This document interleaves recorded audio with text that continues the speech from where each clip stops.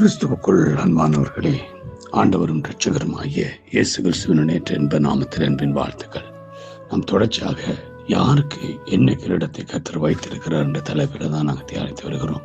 நேற்றைய தினத்தில் நாங்கள் பார்த்தோம், மகிழ்ச்சியின் கிரீடத்தை கர்த்தர் அவருடைய பிள்ளைகளை கொடுக்கிறார். இந்த நாள் நாங்கள் பார்க்க போகிற காரியம், நீதியின் கிரீடத்தை கர்த்தர் அவருடைய பிள்ளைகளுக்கு வைத்திருக்கிறார். எப்படிப்பட்டவர்களுக்கு இந்த நீதியின் கிரீடம் கிடைக்கும்? நல்ல போராட்டத்தை போராடினேன், ஓட்டத்தை முடித்தேன், விசுவாசத்தை காத்துக்கொண்டேன், இனி முதல் நீதியின் கிரீடம் எனக்காக வைக்கப்பட்டிருக்கிறது. நீதியுள்ள நியாயாதிபதியாகிய கர்த்தர் அந்நாளிலே எனக்கு தந்திருடுவார். எனக்கு மாத்திரமல்ல, அவர் பிரசன்னமாக விரும்பி யாவருக்கும் அதை தந்திருடுவார் என்று 2 தீமோத்தேயு 4வது அதிகாரம் 7ஆம் 8ஆம் வசனத்திலே பரிசுத்த பவுல் சொல்லுகிறார். நல்ல போராட்டத்தை போராடி ஓட்டத்தை முடித்து விசுவாசத்தை காத்துக் கொள்கிறவர்களுக்கு ஆண்டவராய் இயேசு கிறிஸ்து நீதியின் கிரீடத்தை வைத்திருக்கிறார். ஆகவே கிறிஸ்துவுக்குள் அன்பானவர்கள், நாம் இன்றைக்கு எப்படிப்பட்ட போராட்டம் போராடி கொண்டிருக்கிறோம்? நீதியின் கிரீடத்துக்கான போராட்டம் நம்ம போராட வேண்டும். நீதியின் கிரீடத்தை கர்த்தர் நமக்கு தந்தருள்ள ஆயத்தமாயிருக்கிறார். பட் நாம் எல்லாருமே நீதியின் கிரீடத்தை பெற்றுக்கொள்ளத்தக்கதாக போராட வேண்டும்.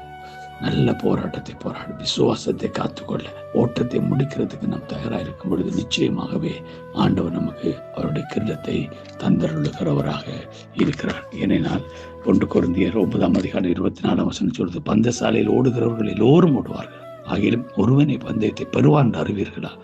நீங்கள் பெற்றுக்கொள்ளத்தக்கதா. அப்ப பாருங்க, நம்முடைய நோக்கமே அந்த நீதியின் கிரீடத்தை பெற்றுக்கொள்ளத்தக்கதாக ஓட, நம்ம ஒரு ஓட்டத்துக்குரிய, நம்முடைய நியாயமான அந்த ஓட்டத்துக்குரிய நீதியின் கிரீடம் நமக்கு கிடைக்க வேணுமா இருந்தா அதை பெற்றுக்கொள்ளத்தக்கதா ஓடணும். நாங்கள் ஏதோ ஓடுகிறோம் என்று ஓடுகிறது அல்ல, கிரீடத்தை பெற்றுக்கொள்ளத்தக்கதா ஓட வேண்டும் என்று பவுல் எங்களுக்கு தெளிவாக சொல்லுகிறார்.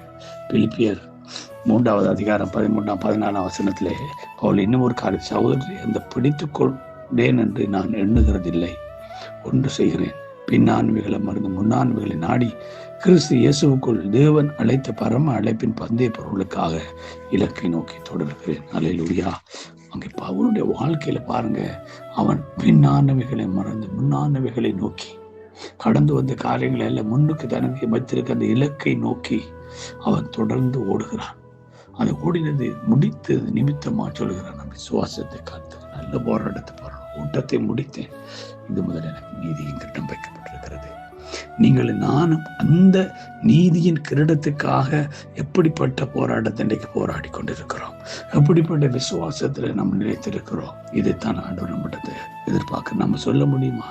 நல்ல போராட்டத்தை நான் போராடினு இவரை 12:1 சொல்கிறது, ஆகையால் மிக போன்ற இத்தனை திரளான சாட்சிகள் நம்மை சூழ்ந்து கொண்டிருக்க, பாரமான யாவற்றையும் நம்மை சுற்றி நிற்கிற பாவத்தை தள்ளிவிட்டு விசுவாசத்தை துவக்கிறவரும் முடிக்கிறவருமா இருக்கிற இயேசுவை நோக்கி நமக்கு நியமித்திருக்கிற ஓட்டத்தை பொறுமையோடு ஓடக்கூடும். பாருங்க, நம்மளோட பாவம் எல்லாவற்றையும் உதறி தள்ளிட்டு தான் நம்மளோட ஓட்டத்தை துவக்கிறவரும் முடிக்கிறவருமா இருக்கிற இயேசு கிறிஸ்து நமக்காக வைத்திருக்கிற அந்த இலக்கை நோக்கி நம்ம ஓட வேண்டும்.